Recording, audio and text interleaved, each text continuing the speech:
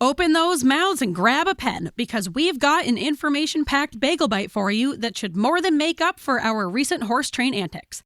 Kristin is starting us off with some wonderful words from a WOAF listener who reminded us of why we started this podcast and gave Kristin her first taste of that sweet, sweet podcaster celebrity status. Then we're putting the ADHD back in ADHD-adjacent as we delve into the world of comorbidities, from dyslexia to Ehlers-Danlos to ghosts in the blood. Just kidding on that last one, but the rest are dead serious. We're also covering auditory processing disorder, PMDD, vertical heterophoria, Irlen syndrome, and the old classics, anxiety and depression. Who knew comorbidities could be so fun?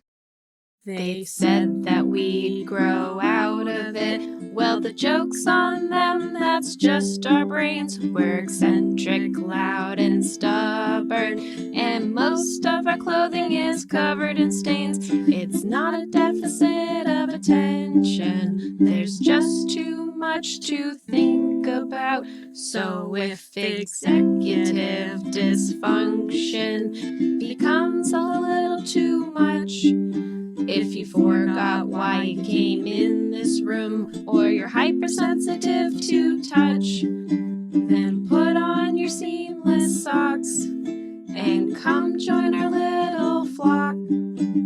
Bitches stimming together, we're weirds of a feather, weirds of a feather. Caw-caw! From the top. Bagel! He said bagel.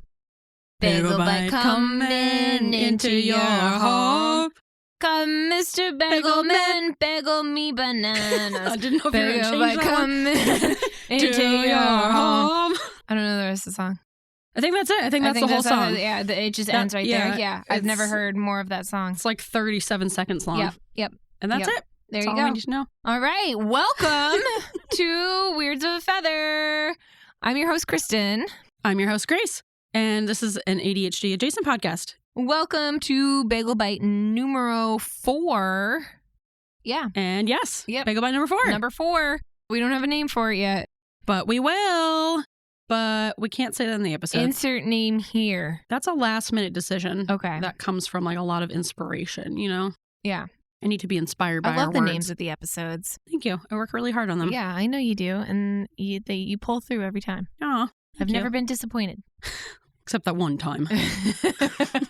We've got quite the tiny little itty bitty bagel bite, but it's packed full of nutrients. And by nutrients, I mean information. And it's not actually that itty bitty. It's more like a medium sized. We actually had to cut it down, and we're probably going to make this like a multiple part series. Yeah, we get carried away. Like most things, we just get carried away with how much we want to say. Mm-hmm.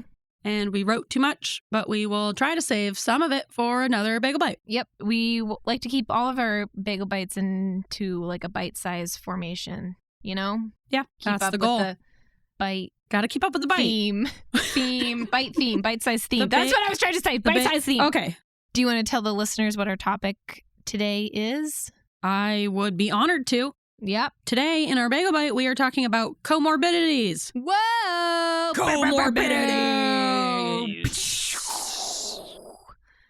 Yeah. So you might be asking, or you might not be asking. Doesn't matter, because I'm saying it anyway. What's a comorbidity? Well, comorbid, we can even break that down, but we won't. Comorbid conditions or comorbidities, whatever you want to call it.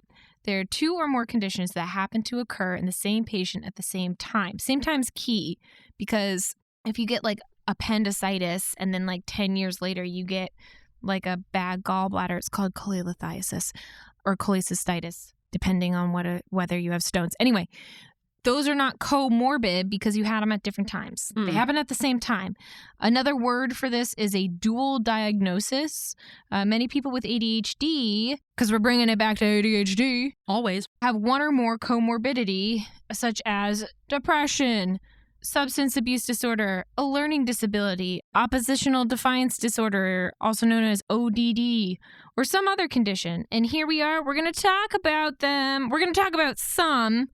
And we're just doing we're piggy dipping, to use a really old TikTok reference. that Kristin will never let die. It's the cutest one. It is. It is I the agree. cutest thing on TikTok. Anyway. Yeah, we wanted to just start this Bagel Bite with a little overview of some of the comorbidities that show up with ADHD. There are so many. There are many. There's some. I learned that there are more than I thought. Yes. And that is a big reason why we're doing this episode, because we don't really hear people talk that much about the comorbidities with ADHD, but some of them have really big health implications. Right. There's like a couple. There's like the big three, I think. Well, I think there's more than the big three. Well, what I hear is the big three. The big two, actually. It's just all I hear about is anxiety and autism. But there are so many more. Yes, and we will get into some of those, but some we will just kind of mention, and we want to do a deep dive into them at some point. We don't have time to do all of them today, unfortunately. But if you hear us mention offhand a disorder or comorbidity that you want us to go more in depth about, send us an email at weirdsofafeather@gmail.com and let us know, like, hey, I want to hear more about dyscalculia, for example, and we will try to work that into a future episode. But for now, we're just going to kind of do an overview and then go deep into a few of them. Deep into them. Deep. Because it's important to know. Doctors don't really tell you that. Even if you do get diagnosed with ADHD, they're kind of just like, well, you have ADHD. See ya. See ya. When really, that should be a clue that, hey, there might be even more going on beyond the ADHD because there are so many comorbidities. Yeah. I think a lot of these comorbidities, it's hard to just like ADHD as a provider, it's hard to nail down the diagnosis when there's not lab results or it's not like hypertension, which is high blood pressure. You can't just that's in, get your blood pressure taken. And they're like, it's higher than usual. Here you go. You've got hypertension. This is what you should do about it.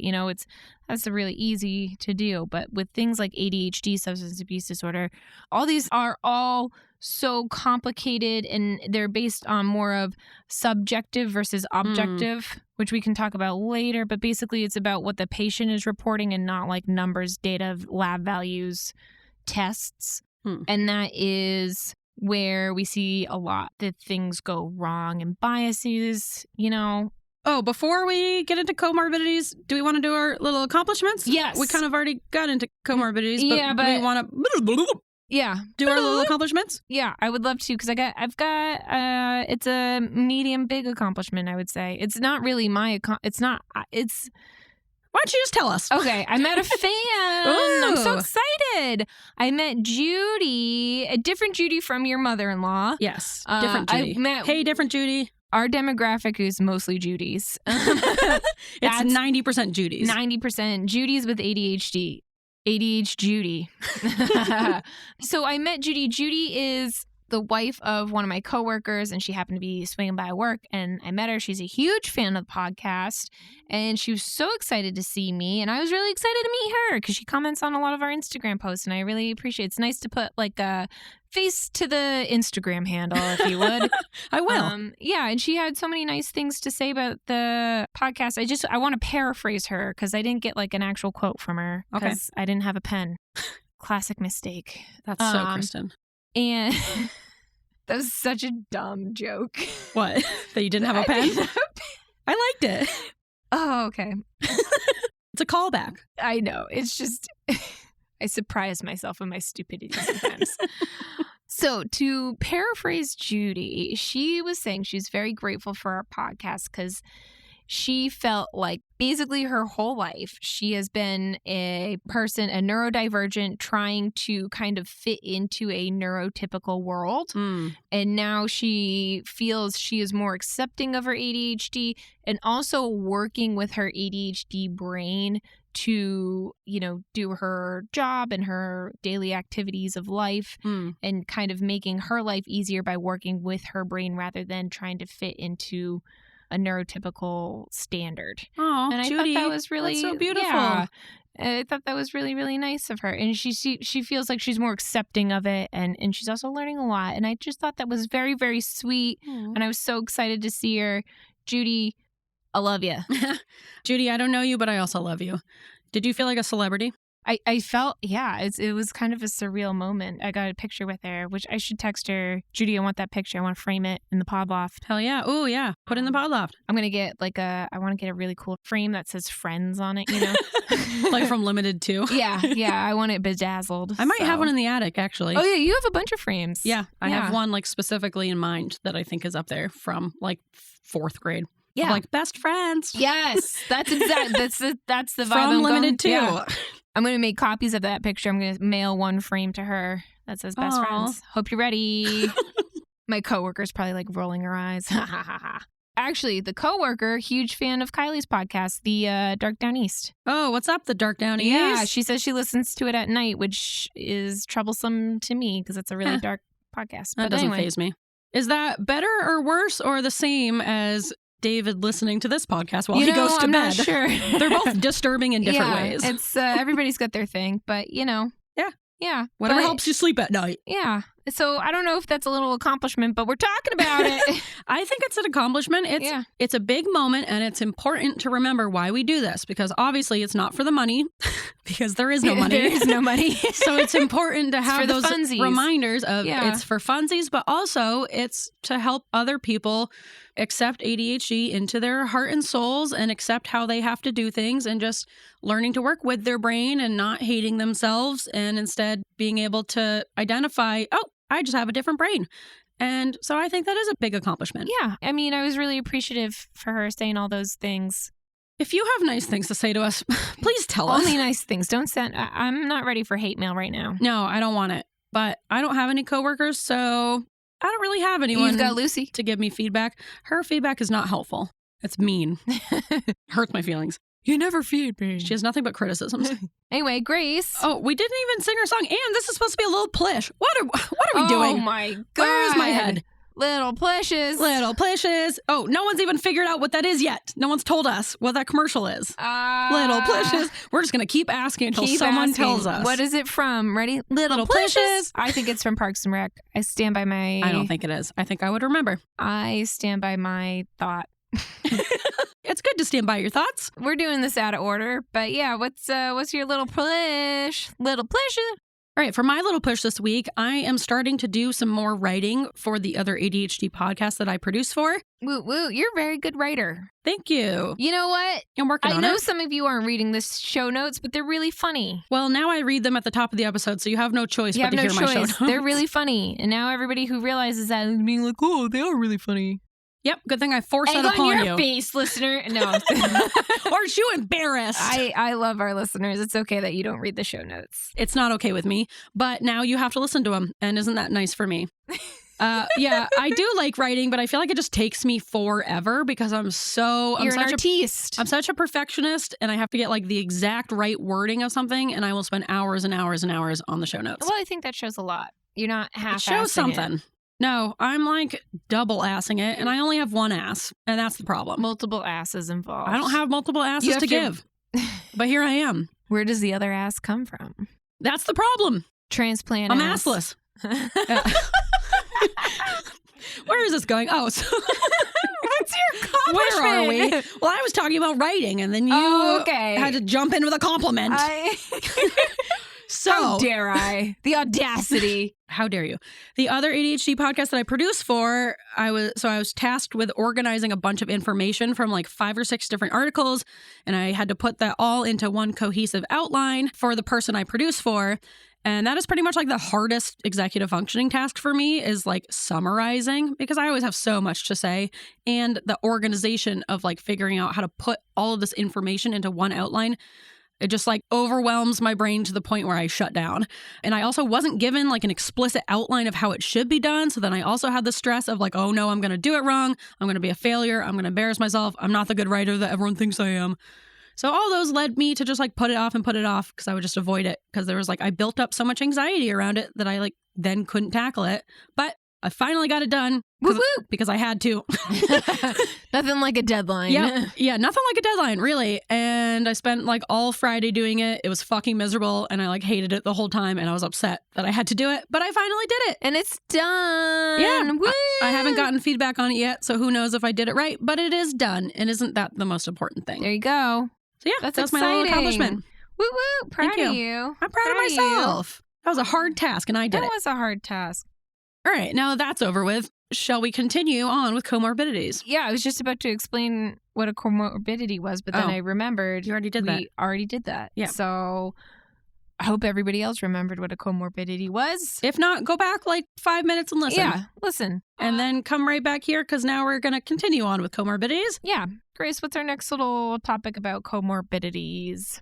So the other thing with comorbidities, and like you were talking about, Kristin, it can be really hard to identify because if there's like multiple things going on, it's hard to tell what is what, especially because we still, especially the medical community, does not have like a solid, accurate outline of like what are the actual traits of ADHD. You know, the DSM-5, the diagnostic criteria for ADHD is still only based on 6 to 12-year-olds. So there's not even like adult traits for diagnosing ADHD. Well, isn't that grand? Yeah, it's really helpful. So that, among with like just how these comorbidities can overlap, it makes it really hard to identify like what. Is this two things or one thing?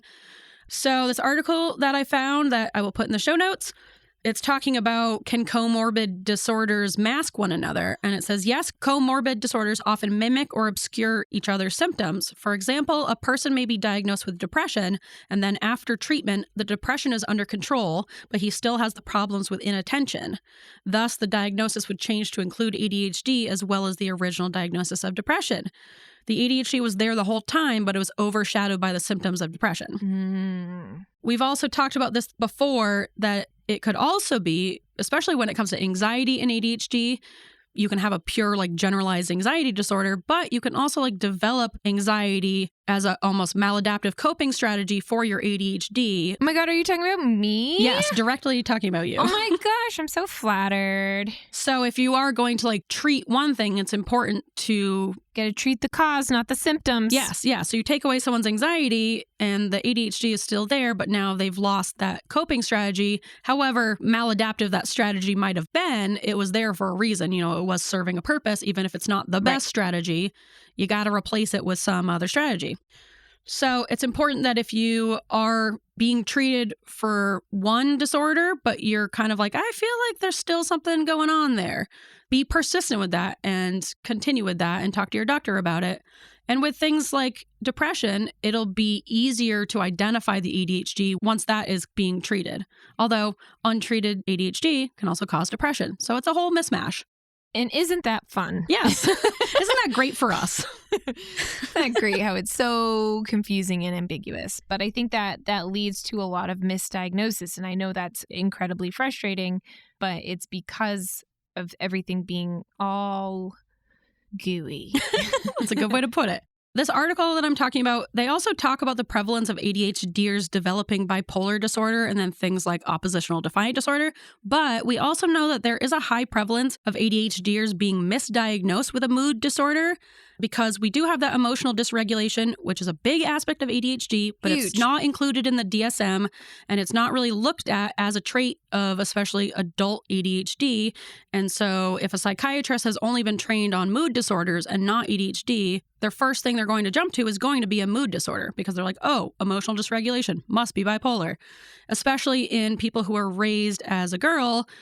I need to look up the numbers, but there is a high percentage of people who are misdiagnosed with bipolar before realizing it's actually ADHD, emotional dysregulation. Would you say, and you maybe we haven't really looked into this, but the same with people of color and minorities? Yes. Are most likely diagnosed with mood disorders or just not diagnosed at all. Yeah. They're a bad kid is what they are. Yeah, I think especially with Black children, a lot of professionals, because of the racism of our society, is that they are identified as they're doing this on purpose, that this is like a behavior that they have, or it's seen as like, this is a huge problem, must be bipolar, must be schizophrenia. It's like people jump to like the most extreme explanation. Right. Or they're just not diagnosed at all, or they're told it's like just depression. Right. Like we laugh at Elena's pizza secret of kicking a kid, but I feel like, if it were like a little boy of color, would the same response be like, oh, you can't kick kids, that's wrong? Or would it be like, this boy is a delinquent. Yeah, you know? he's a bad kid. He's having a behavior. He's a behavior kid. Right. Yeah, we talked about it in like episode 2, I think, about how Black boys are like 4 times more likely to be identified as like having bad behavior in school, and Black girls are like 3 times more likely. I'll have to find that article again. But yeah, essentially, certain behaviors are looked at as either purposeful or concerning based on the color of your skin, really. Right. And that's definitely, we could like revisit that topic and have a whole bagel bite and a half about it. Yes. Probably multiple bagel bites. Yes. A series of bites. A whole tray of bagel bites. Yeah, we'll have to have someone. And a bag of Tostitos pizza rolls. We'll have to have someone on to talk about that and talk about their personal experience with Yeah. it, because I would love to, hear that from someone who actually maybe went it shouldn't through be it. like 2 white women talking about the Black experience. Yes, but you know. I do think it's good for us to highlight that there is that discrepancy and that there is a huge difference in who gets the diagnosis, who gets the support, whose behaviors are seen as, oh, we need to help them versus, oh, they're a bad kid and we must punish them. Right. So yeah, we will go into that more in depth at some point, but yeah, we'll have. For now, we're just talking about comorbidities. Yes. Oh yeah, so I was saying that, so this article was also talking about like the prevalence of bipolar disorder as a comorbidity with ADHD, but because it's often misdiagnosed as bipolar, whenever I see those numbers, I'm like, I don't know, it just makes me question it a little bit. And so we will go into bipolar disorder and ODD and a few other things more in depth at some point, but those are areas that we definitely want to do more thorough research on and go more in depth and just really make sure that we're not conflating the two and that we are paying attention to that it can be misdiagnosed as bipolar. So we will not talk about bipolar today, but just know that is there and it's an issue. Yep. Same with ODD. Yep. So we're going to talk about just a few of the big comorbidities that, especially there are a couple that I just wanted to touch upon because I feel like people, including myself, don't really, just like with ADHD, don't actually have a solid understanding of what this is beyond the stereotypes. Right. To begin with, about 50 to 60% of people with ADHD also have a learning disability. And the most common of these is dyslexia, which is a language-based learning disability that affects reading. Dyslexia is a neurologically based condition, and substantial research has found differences in dyslexic and non-dyslexic brains. So just like with ADHD, like ADHD is not just the inattention. It's a whole neurodivergence. Our whole brain wiring and how it's shaped and our chemicals and how we think and process the world, everything is different. It's not just this area of attention. Same with dyslexia. Dyslexia is a neurodivergence where your brain, it's like the brain structuring is different. And I feel like that's something that I didn't really realize until I started doing more of this work, is that dyslexia is not just you switch around letters, which that's not even what it is. So it's good to think about that as like, this is kind of a whole brain process, Contrary to popular belief, dyslexia is not reading letters or words backward, which I always thought it was. That's like a stereotype. That's not even correct. That's not dyslexia. Those are the little girls from The Shining. Red Rum. Red Rum. Red Rum. Come play with That us, was Danny. That was a good reference. Thank you. Yeah. So dyslexics may have difficulty with phonemic awareness, which is the recognition and breaking down of sounds and letters. Difficulty in segmenting words is common in the disorder. Rhyming, fast, effortless recognition of sight words. What is a sight word? So that's just a word like the, that you look at it and you're not having like you're not having to sound it out. You just look at it and you recognize it. Oh, that is the. Oh. Yeah. Whereas with phonemic awareness, that's where you're like able to segment the word into each individual sound. Recognition. Yes. So Recognition. Perfect. Just want to give people the examples. That was a good example. Thank you. You're so welcome. And all of these difficulties affect the rate, accuracy, fluency, and comprehension of the materials that are being read. The rapid naming of letters, objects, colors, and pictures may also be impaired. Learning the alphabet is more difficult for dyslexic children. These challenges often coexist with high verbal abilities, and that's a really important thing for dyslexia, is their verbal speech actually might even be advanced for their age. Because if you think about it, the brain is making up for this one area in a different area. So it often can actually be a sign of high intelligence in different areas. you're going to see this discrepancy in maybe their verbal abilities are really high, but then their physical reading comprehension is lower. We tend to expect good speakers to also be good readers, and this is not the case with dyslexics. Other challenges include spelling, cursive writing, foreign languages, and any information that relies on rote memory, like phone numbers and so on. So rote memory is just like rope memory? Rote, R-O-T-E. Oh. That's kind of like a sight word, almost. Like basically you're remembering it just as the thing, it's not within context. Like remembering a phone number. There's not really any context to remember it other than you literally just have to memorize these 7 numbers. Oh, okay. There's no, it's not, basically it's out of context. There's nothing to help you. Anatomy. Yeah. Yes. That's actually a great example. I hate anatomy because I can't remember anything. Same. And like, is that difficulty with rote memory within this context, or is that like poor short-term memory and we don't have context for it, or is it both? Yep. So getting into that, ADHD symptoms are exacerbated by dyslexia and vice versa, and they also have several symptoms or traits in common, such as information processing speed challenges, which I think you and I both have that, where, it takes us a little bit to like process what we're reading or what's being said to us. If we even read. No. Yeah, that's true. I don't know how to read. Working memory deficits. Ooh. Naming speed. So like the rate at which you can come up with a name for something. Oh. Not to call you out. Oh, man. Okay. And motor skill deficits. So it's easy. I think I've got good motor skills. Yeah, I think you do too. I'm not going to toot my own horn, but I am. I work in surgery. Toot that horn. I should have some basic motor skills. Yes, I would hope so. I feel like sometimes every once in a while, I kind of like, it's almost like my gears get clogged and I just go, ah. Anyway, motor skills. Yeah, and just like most things when we're talking about behavioral health, is that dyslexia is a spectrum, I don't want to go too deep into dyslexia. I think we already are. To wrap it up, these are just a couple examples of like the differences between dyslexia and ADHD. And like we said, they're very, very comorbid. So you could also have both, but it's important to know if you have just one or the other. So dyslexic students who haven't been diagnosed with ADHD will exhibit concentration and attention problems, primarily with reading demands, but generally not in other situations. For individuals with ADHD, attention is low in any unstimulating environment or task.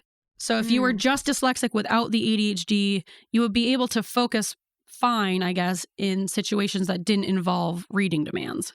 But for us, we have trouble with attention everywhere, all the time. If it's boring, I'm not there mentally.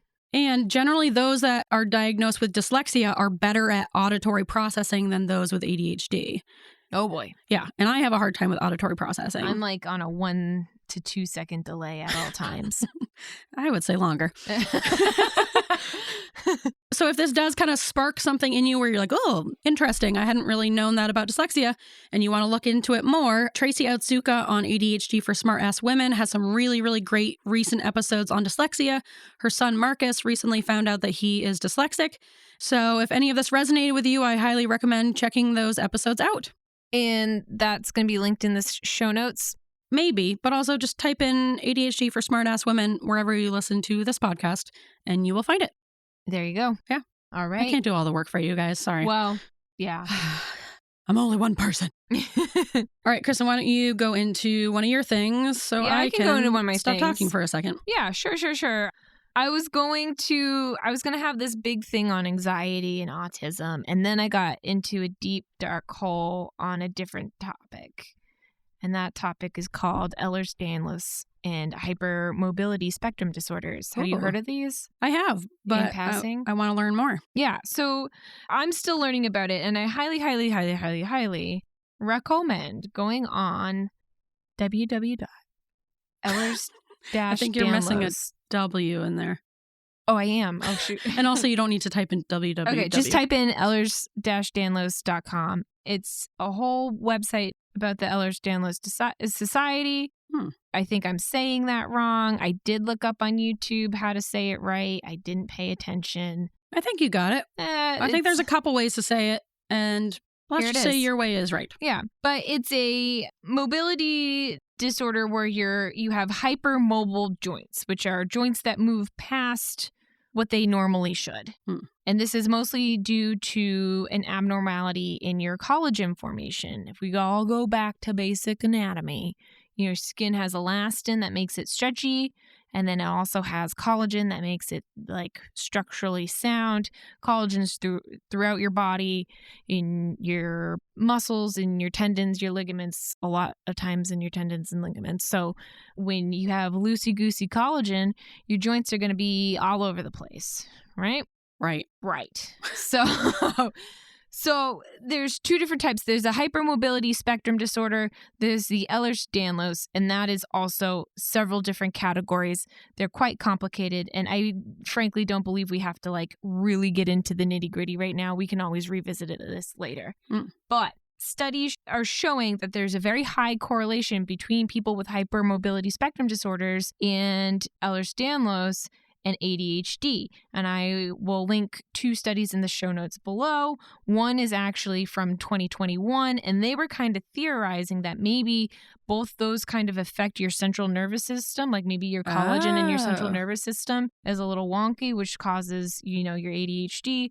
That's the theory. Right now, we're just looking at correlations. Correlations does not mean causation. They just there's a trend that they are comorbid.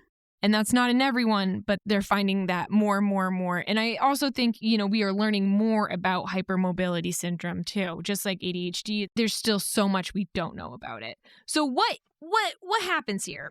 That's the big thing. So you have these hypermobile joints, but it's so much more. And I'm just going to go into it a little bit. Just going to piggy dip my toe into it. You have many symptoms. So you have fatigue. And not everybody has all these symptoms, but here are most of the symptoms. Fatigue, arthralgias, which are severe joint pain, myalgias, which are severe muscle pain, neuropathies, you guessed it, severe nerve pain. You can have frequent dislocations of your joints or subluxations, which means the joints, they kind of slip out of place, but not all the way. And then they go back in. That's painful. Yeah, I bet.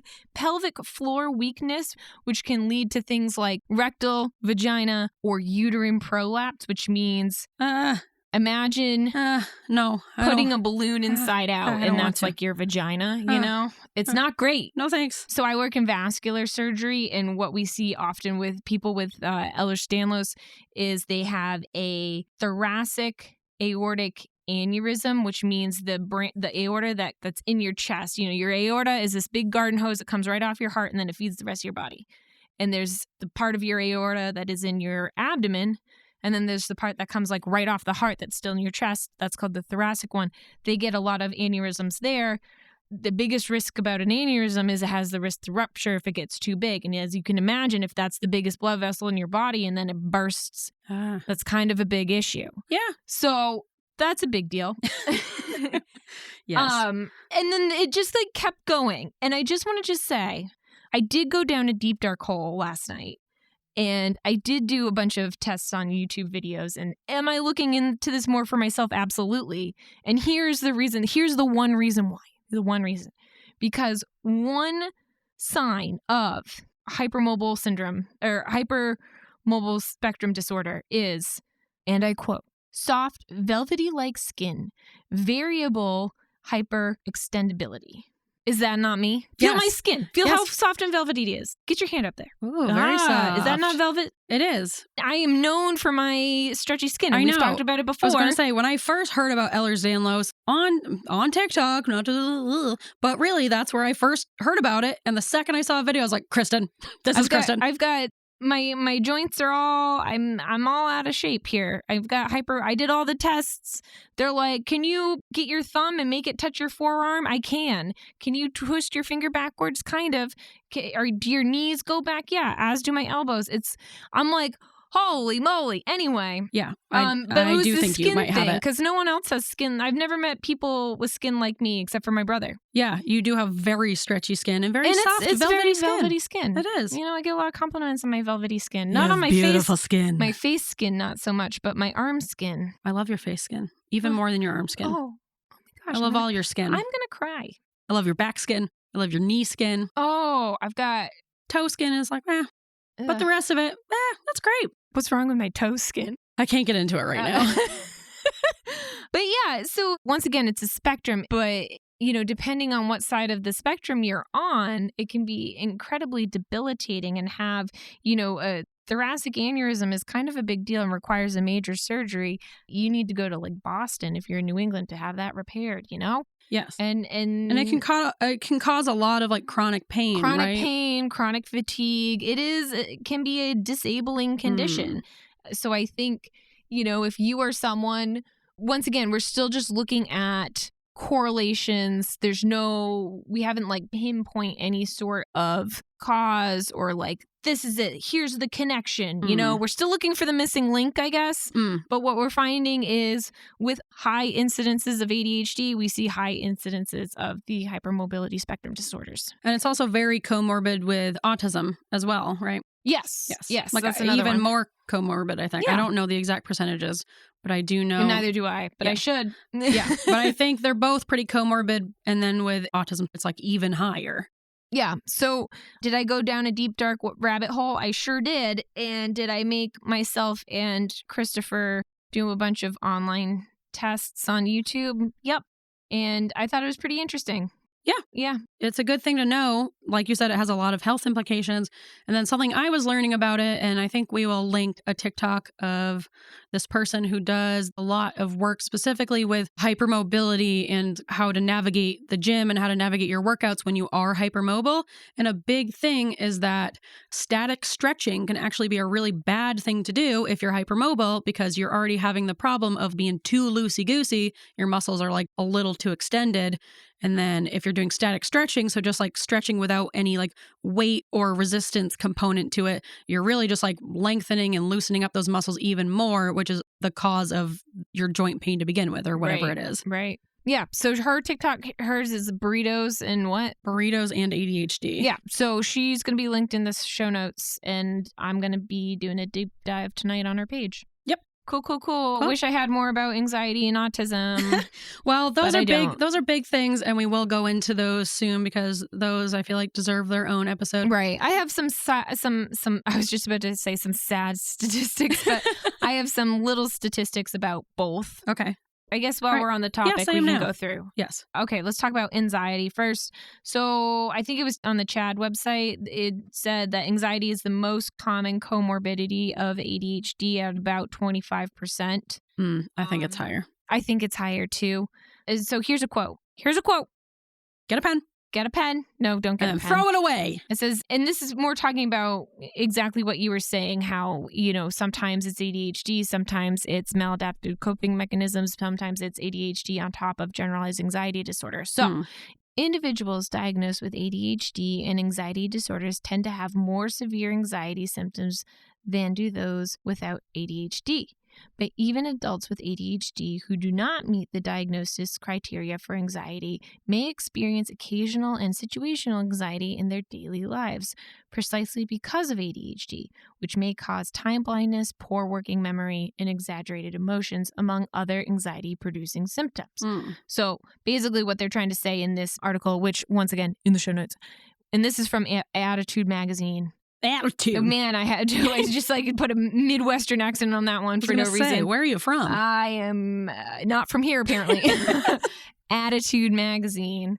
What I think I got out of this article is saying that you have people with ADHD running through life, and just because you have ADHD in a neurotypical world, that's anxiety producing because of the said things: time blindness, your working memory issues, emotional dysregulation. That's anxiety producing. And then, what if you're a person with ADHD and generalized anxiety disorder? That's even worse. But it's hard to decipher between the two. Are you just ADHD? Are you both? Are you just anxiety? It's all blurry, and it's very hard to kind of like siphon out which diagnosis is which is why we get a lot of people with misdiagnosis. Yeah, I think a lot of doctors and psychiatrists kind of just jump to anxiety because it's one that they've learned a lot about. They've learned a lot about it. There's a lot of medications for it. But there's an easy diagnosis code in the billing department. I think in like 20 years, anxiety is going to be kind of like how schizophrenia was where it's like, we don't know what this is, schizophrenia. And a lot of things kind of just fell under the umbrella of schizophrenia. That is a good thought. I hope it does. How about that? It wasn't 20 years ago. It was like way further back. Or when they like diagnose women with hysteria. Yes. Yeah. I think she's got uterine congested uterus. I think schizophrenia like came after hysteria, and that was kind of just like shifted a little bit of like, okay, we finally recognize it's not just women being hysterical. There's other things going on. It must be schizophrenia. It must be schizophrenia. Let's label anyone who's like sad or upset with our current society as schizophrenic. Right. So I think anxiety disorder is going to kind of be like that, where we're like, wow, we were just really labeling a lot of different things as anxiety and depression. And it's just because we don't know. And that's the thing with medicine is there's always more to know. It's always changing. It's always changing. Just think at one point, bloodletting was like the standard practice for like, oh, you got a fever? Let's get some blood out of you, And that was like standard practice. Ghosts in your blood. You got ghosts in your blood. Ghost blood. Ghost blood. Coming this summer. I was just... All right, why don't you want to do one of yours? Yeah, well, I was going to say we're already pretty much like over our time limit because of course we are. And I had a few others I wanted to go over, but I think I'm just going to mention them really quickly and then we'll do a deeper dive. We'll do a deeper dive into them in another episode. But if you hear any that spark your interest, let us know so then we can like focus on that. We do want to hear your input. We want to be talking to you and giving you the information that you want. We got to give the listeners what they want. So I just had a few other comorbidities on here that... A few? Yes. This is like 4 pages long. Quiet. I'll summarize it. Watch me go. Okay. Well, a big one that I've already talked about before that's kind of more obvious is an auditory processing disorder. And this is like essentially when you hear speech as like garbled. An auditory processing disorder makes it difficult to understand and interpret information presented orally. And it's not about like your physical hearing mechanism. It's about the actual processing of understanding the words that are being spoken to you. So this article says it's like trying to listen on a cell phone with the signal cutting in and out, which, yes, that's exactly how it feels like for me. So I'll link an article in the resources if you want to look more into this. I'm not going to go in depth right now, but I just wanted to say that a big thing that really helps me with my auditory processing, not especially, the only time this is really applicable is when I'm watching TV and I put the captions on. I fought captions for so long. I was always like, no, they're distracting. I hate captions. And then I finally leaned into it and put them on the TV like 2.5 years ago. And now I cannot watch TV without them. Right, same. They just change everything. It's like no matter how loud it was, I still was not able... My brain like could not interpret what these words were. And then if there's other people in the room and then they're laughing or they're saying something, I'd be like, shut up, everyone shut up, I can't hear. I can't follow the story. The captions just make that so much easier where you don't have to like flip out at people. And I also feel like, especially like in action movies or suspenseful movies, there's like, they're going to talk quietly like this. Yes. And then all of a sudden it's like, boom, like a huge something. That. And you're like, great, now my ears are bleeding because I turned it up because they were whispering. Yep.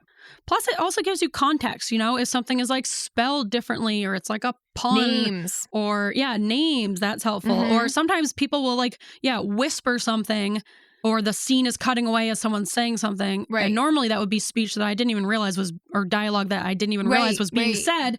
And then I'll see in the captions, I'm like, oh, they said something. But otherwise I would not have even known they were like whispering something. So just give it a try, I would say, if you feel like you are hearing people like Charlie Brown's teacher. We're taking a poll. We don't really take polls on Bagel Bites, but I'll take this poll. This is an important one. Put captions on your television. And if you're someone who has ADHD and you're like adamantly against captions, give them a try. Like, have you ever actually tried them?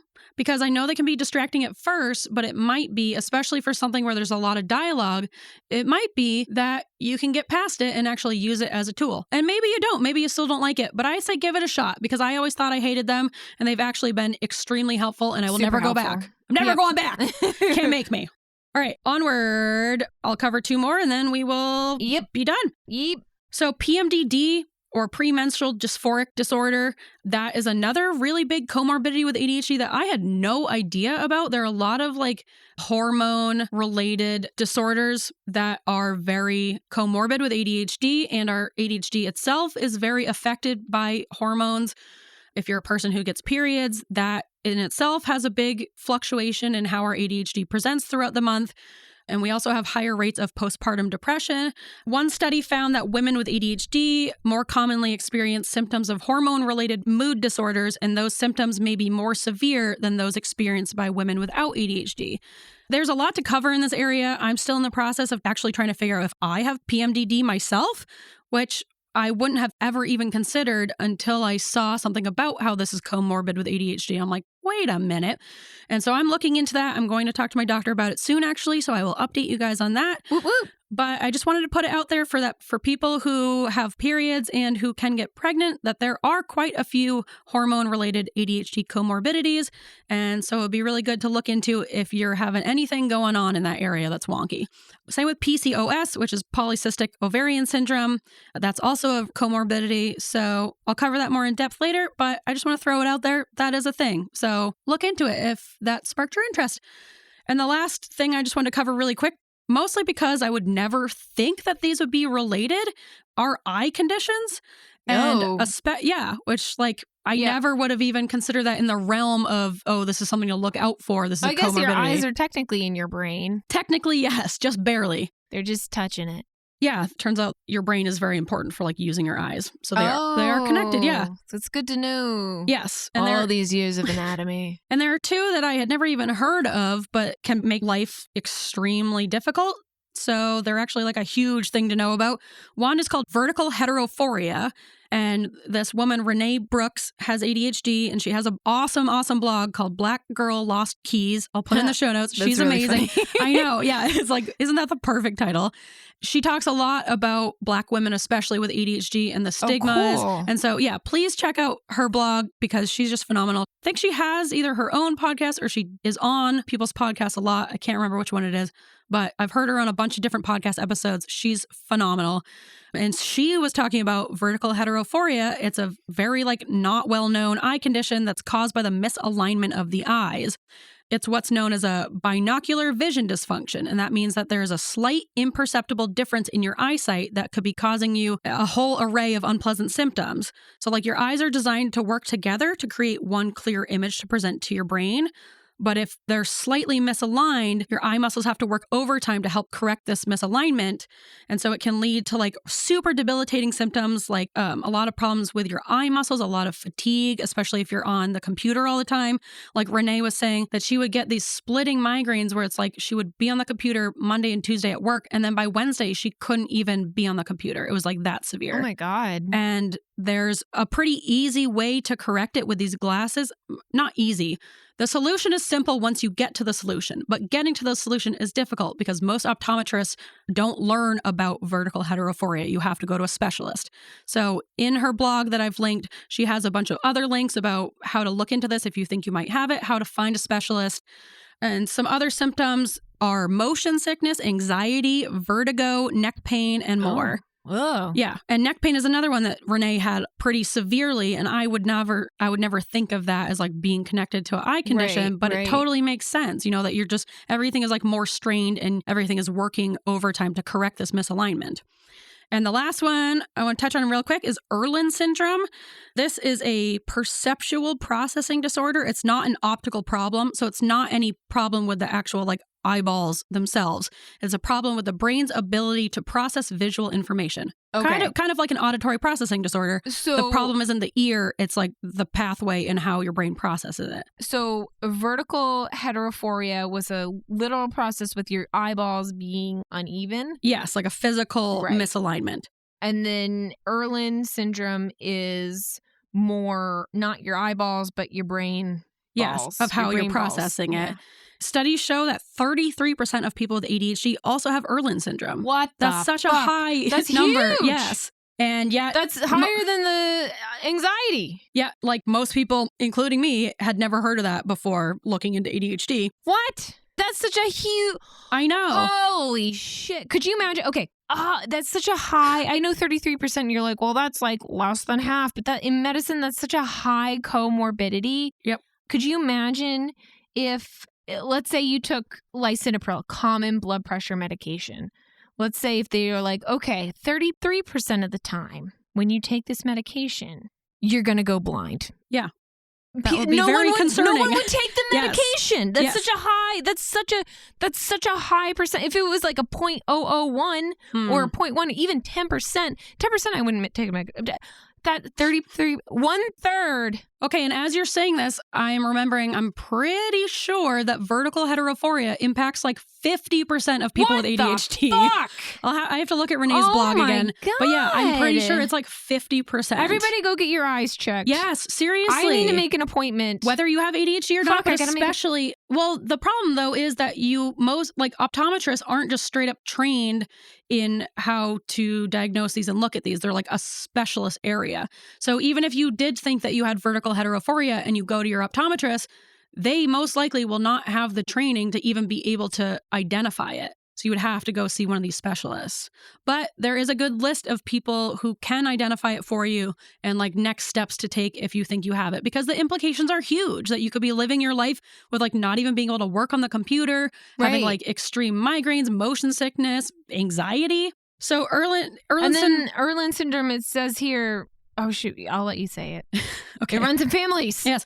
Yeah, and so Irlen syndrome... Your children could have this. Yeah, it's genetic. It runs in families, just like with ADHD, just like dyslexia also. Oh, shoot. I didn't know that. Yep. If you have a sibling who is dyslexic, you have a 50% chance of also being dyslexic. Holy and I'm sure if there's moly. ADHD in there as well, the number is even higher of like the comorbidity chance. But with Irlen syndrome, I didn't write down exactly what's happening, but essentially the fix is like even easier, where you literally just need a different either tinted glasses, and like what color tint you need depends on like how you're being impacted by it. Like some people need pink glasses, some people need blue, some people need yellow, or changing the color of the actual paper itself that you're like reading from. I don't know if it's like one or the other, or it's like these both need to be switched. But yeah, the way to fix it is as easy as like changing the tint of the lens you're looking through or what you're looking at. I'm going out tonight. I'm buying blue glasses, yellow glasses, pink glasses. Yeah, I mean, you could. All the glasses. You could try that out, but that, I don't know how much optometrists know about that one, but I also think that one is like not very well known. But it's worth talking to your optometrist about, or talk to your doctor about, because they might have some information about it, or maybe it piqued their interest and so they actually have, looked into this and specialized in it. So you just never know. But if you feel like have trouble with like visual processing and it goes beyond your ADHD, where it's not just an attention problem, it's like you're actually experiencing pain or difficulty understanding what you're reading, that it would be good to look into these conditions, because they're not very well known, but they have huge implications. 33%. Yep. That's crazy. I know. And you would never hear about it. And that's what Renee was saying, that this changed her life. Like finding out about vertical heterophoria and just they put like a prism in the glasses, and that's how they fix vertical heterophoria. And it's as easy as putting this special prism in your glasses lens. And it's like, she said it was such an easy fix, but if she had never heard about it, then she would have these like really debilitating symptoms for something that's as easy as being fixed by a prism. That's crazy. Yeah. Yeah. So that's one of many reasons why we wanted to do this episode, because no one really talks much about the comorbidities. And even if you do get diagnosed with ADHD or autism, it shouldn't just be like, all right, well, that's it. The end of the rope. Have a good day. Yeah. It's like, good luck. It's not usually just ADHD or just autism. There's usually at least one other thing going on there. So yeah, we will continue to cover these. Let us know if anything sparked your interest that you want us to talk about specifically. You want another deep dive? You want us to hyper-focus on something? Let us know. We'll do it. Oh, we will do it. Yeah. You can reach us at weirdsofafeather@gmail.com.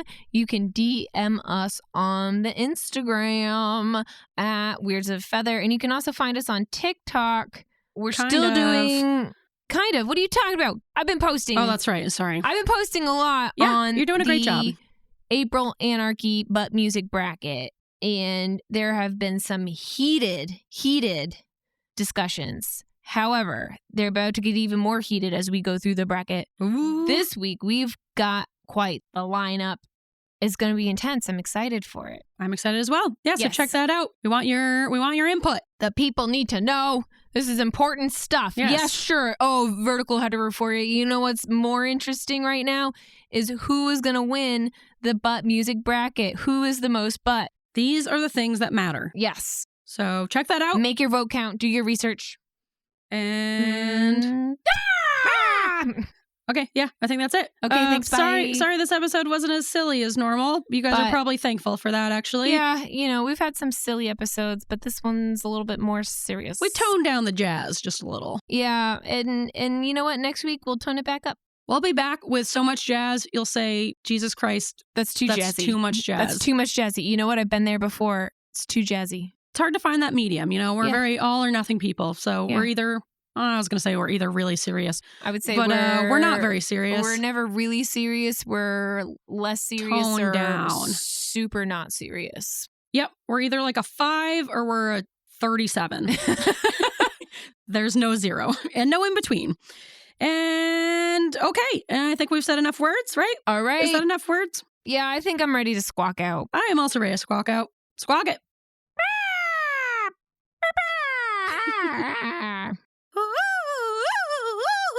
Nice. Thanks. Oh, isn't aggressive. That was a bird going through some sort of trauma. I was picturing like Scuttle. That sounds like Scuttle. Scuttle. Yeah. He's more of a... Oh, that was a good Scuttle. Yeah. From The Little Mermaid, everyone. Come on. Keep up with the references. Yeah, I just assume people would either get it or they don't. Yep. Whoa. Wow, that was like that? a jungle. That was jungle toucan? bird. Yeah. Maybe? It really escalated. Yeah. All right. Okay. Okay. Bye.